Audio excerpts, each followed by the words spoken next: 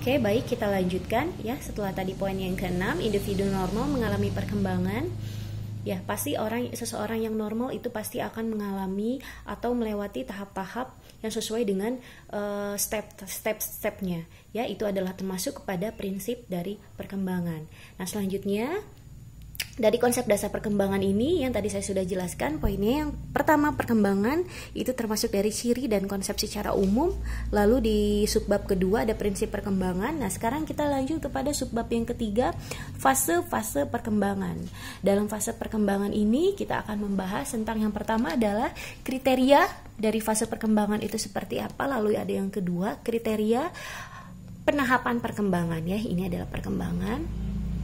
Yang pertama dari kriteria fase perkembangan itu adalah berdasarkan analisis biologis. Sebenarnya ini poinnya sangat banyak, ya, poinnya sangat banyak, bisa dilihat kalau di bukunya Dr. Samsu Yusuf itu ada di sekitar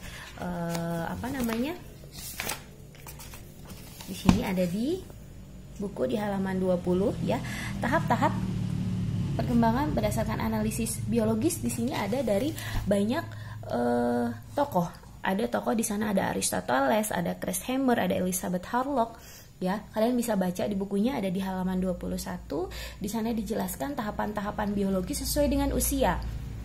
Kalau Aristoteles dia ada tahapan 3 usia dari 7 tahun tahap pertama, usia kedua dari 7 sampai 14 tahun dan seterusnya. Lalu di Kramer sama menjelaskan juga dari tahap-tahap usia. Itu hanya dilihat, kenapa di sini disebut analisis biologis, hanya dilihat dari perkembangan secara biologisnya. Jadi kalau misalnya contohnya menurut Harlock, tahap pertama di usia 0 sampai 9 bulan apa aja yang terlihat dari perubahan dari biologisnya, kurang lebih seperti itu. Jadi kriteria fase perkembangan sesuai dengan analisis biologis, silahkan diperhatikan atau dibaca. Ada 3 tokoh ya, Aristoteles, Kramer, dan juga ada Harlock.